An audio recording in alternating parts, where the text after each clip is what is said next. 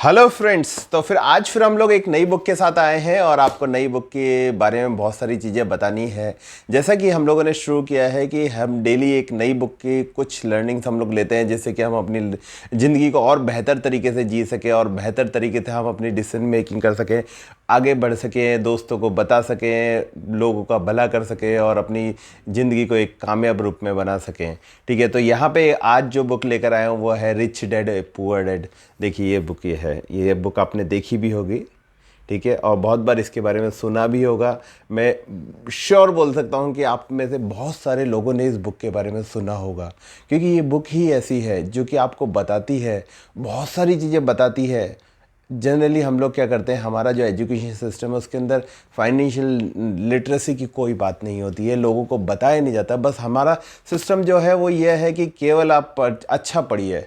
हमारे पेरेंट्स, हमारे टीचर, हमारा पूरा सोसाइटी ये बोलता है कि आप बहुत पढ़िए, बहुत ज़्यादा पढ़िए और बहुत अच्छा पढ़िए और बहुत सारे मार्क्स लाइए, जिससे कि आप जल्दी जल्दी आप आगे बढ़ सकते हैं और आपको एक अच्छी नौकरी मिल सकती है, जहाँ पे कि फिर आप अच्छा सा बहुत सारा पैसा कमाइए और फिर वापस वही एक ट्रैप में आप फंस जाते हैं ये सब चक्कर से।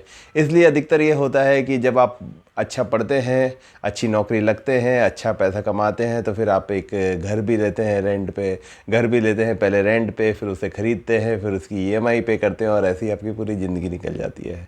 तो दोस्तों यहाँ पे जो rich dad and poor dad के जो राइटर हैं रोबर्ट कियोसाकी, उन्होंने बहुत ही अच्छी बात बताई है और बहुत ही बेहतरीन तरीके से इस चीज़ को समझाया है।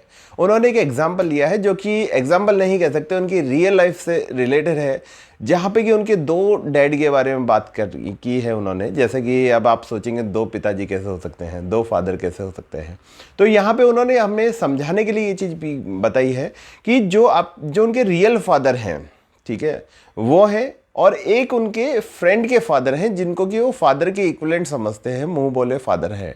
ठीक है, जो उनके रियल फादर हैं वो बहुत ही ज़्यादा पढ़े लिखे हैं, एक प्रोफेसर हैं और वो बहुत अच्छी तरह से काम करते हैं, लेकिन वो बहुत पैसे वाले नहीं हैं।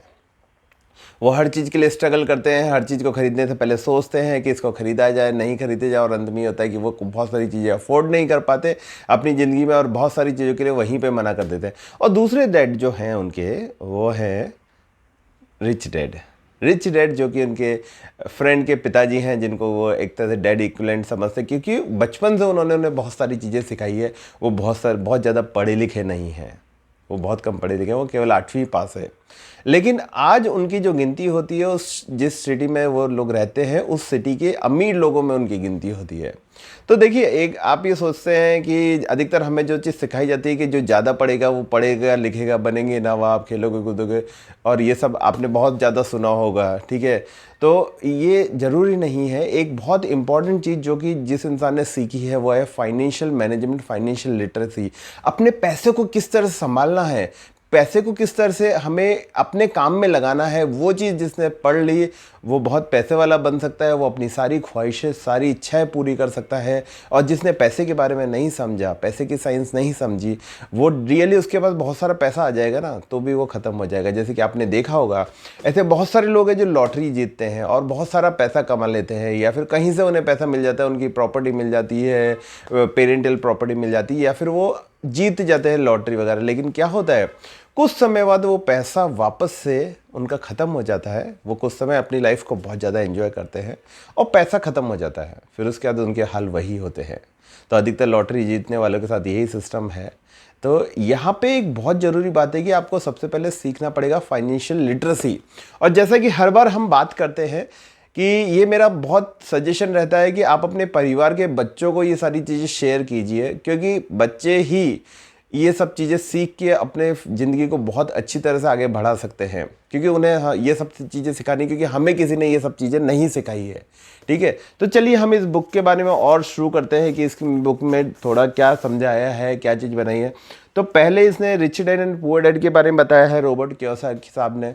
फिर इसके बारे में उन्होंने बताया, नेक्स्ट उनका चैप्टर है the rich don't work for money.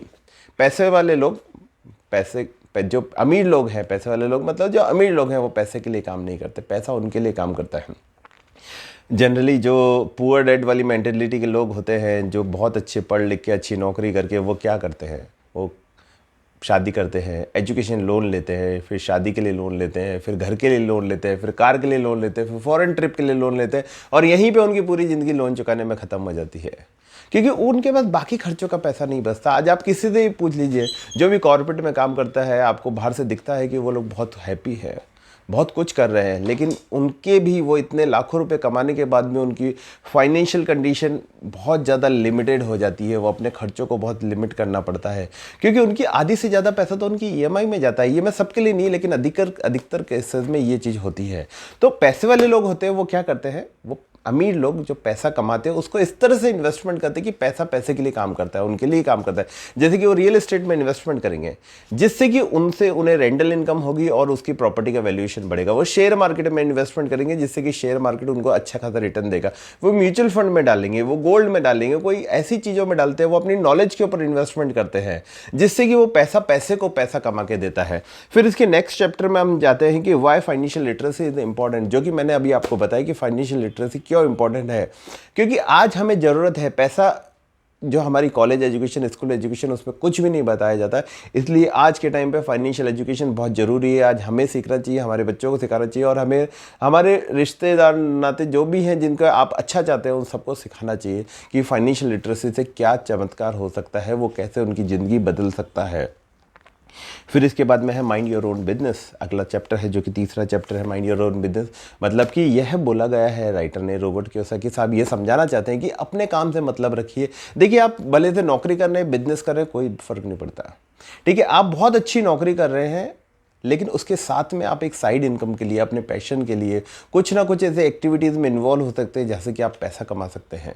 तो इसलिए हमेशा फोकस रखिए, पैसा बनाने के ऊपर फोकस कीजिए, पैसे को खर्च करने के ऊपर फोकस नहीं कीजिए। क्योंकि पैसा तो खर्च होने के बहुत सारे रास्ते हैं, लेकिन पैसे को यदि आप ढंग से यूटिलाइज करना चाहते हैं, और आप सच में चाहते हैं कि आप एक, ये जो रेट रेस है, रेट रेस वही है ना, कि आज आप नौकरी लगते हैं, कमाना शुरू करते हैं, फिर लोन लेते हैं, फिर उसके बाद में उसको चुकाना शुरू करते हैं, फिर दूसरा लोन ले लेते हैं, फिर तो ये सब चक्कर में इसलिए लोग डरे हुए रहते हैं, इसलिए वो अपनी ज़िंदगी को खुल के जीने नहीं कर पाते। आज किसी भी कॉर्पोरेट में बहुत सारे लोग ऐसे हैं जिनसे आप बोलिए कि क्या आप अपनी नौकरी इमीडिएटली छोड़ सकते हैं, नहीं छोड़ सकते वो, क्योंकि उन्हें मालूम है कि उनके बाद में बहुत सारी लोन की ईएमआई पे करनी है, इसलिए वो कभी भी नौकरी नहीं छोड़ सकते। तो ये रैट रेस से बाहर निकलिए, ठीक है। इसके बाद फिर है कि टैक्स, जो अमीर लोग हैं वो टैक्स नहीं देते। सबसे बड़ी बात, टैक्स क्या होता है? जो भी टैक्स यदि हम लोग देते हैं तो वो गरीब और अमीर के बीच का एक टैक्स होता है, जहाँ पे कि अमीर लोग टैक्स देते हैं और जो गरीब लोग होते हैं उनको हेल्प करने के लिए वो पैसा काम आता है। लेकिन एक बात मैं इस बुक में बहुत अच्छी बताई गई कि जो अमीर लोग होते हैं वो टैक्स नहीं देते। वो क्या करते हैं, वो जो टैक्सेबल अमाउंट होती है उसको इन्वेस्ट करते हैं, उसको गवर्नमेंट बॉन्ड्स में, गवर्नमेंट स्कीम्स में डालते हैं, जिससे कि उनका पैसा और मल्टीप्लाई होता है। और जहाँ पे मिडिल क्लास और अपर मिडिल क्लास है वही टैक्स देती है, और वो टैक्स वो धीरे धीरे वो अपना पैसा इधर देते हैं, और वो लोग तो अमीर लोग कभी टैक्स नहीं देते। तो वो मेंटेलिटी आपको डेवलप करनी जरूरी है। वो फाइनेंशियल एजुकेशन आपको चाहिए, जिससे कि आपका पैसा आप किसी भी चीज़ में ऐसे ही नहीं दें। यदि आपको टैक्सेबल अमाउंट है तो उसको किस तरह से इन्वेस्टमेंट करना चाहिए वो ज़रूर सीखना चाहिए। फिर उसके बाद है कि रिच इन्वेंट मनी, रिच लोग हमेशा पैसे की खोज करते हैं। ये कौन सी बात हुई कि पैसे की खोज करते हैं? पैसे की खोज करना मतलब कि आपने देखा होगा कि आप इलॉन मस्क को देख लीजिए, आप अपने जितने भी बड़े बड़े हैं, जेफ बेजोस को देख लीजिए, और जितने भी बड़े बड़े हमारे हैं, मुकेश अंबानी देख लीजिए, रतन टाटा देख लीजिए। ये लोगों ने क्या किया? ये लोगों ने उस टाइम पे पैसा जो इन्वेंट किया, वो कैसे पैसा इन्वेंट किया कि वो उस टाइम पे वो आइडिया लेकर आए जिस आइडिया के ऊपर कोई भी काम नहीं कर रहा था, और वो आइडिया के ऊपर काम करके उन्होंने वो अपॉर्चुनिटी, वो बिजनेस डेवलप किया, जिससे कि उन्होंने पैसा, बहुत सारा पैसा, अथाह पैसा कमाया।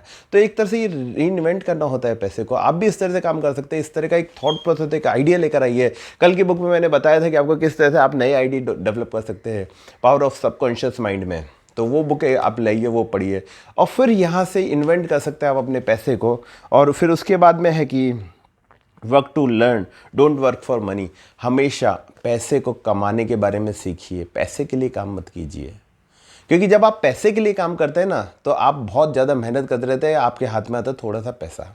लेकिन जब आप पैसे को कमाने के सीखने के लिए काम करते हैं, तो आप सीखते भी हैं, और आप ये सब टेक्निक सीखते हैं, आप जो इन्वेस्टमेंट कर रहे हैं कि वो पैसे को पैसे कैसे कमाया जा सकता है। जैसे कि इसमें एक बहुत बड़ी बात है कि पैसा कमाना हर किसी को नहीं आता है।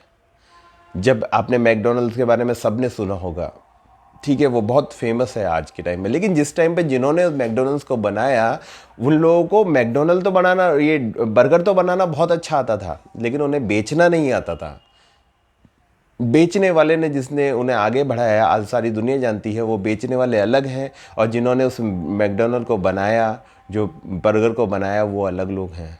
ठीक है, तो यहाँ पे सीखना पड़ता है आपको ये पैसा कैसे कमाया जाए। तो दोस्तों, ये बुक मैं आपसे रिक्वेस्ट करूँगा कि ये बुक वापस आप लाइए और ख़रीदिए और पढ़िए, और इसके बारे में ये थोड़ी सी छोटी इन्फॉर्मेशन थी जो कि ज़रूर आपके काम में आएगी। और दोस्तों, उम्मीद करता हूँ इसी तरह से आपको हमारे वीडियो पसंद आ रहे होंगे, और please like share subscribe this channel. So नई नई किताबें, नई नई बातें हम आपसे और शेयर करेंगे। Thank you.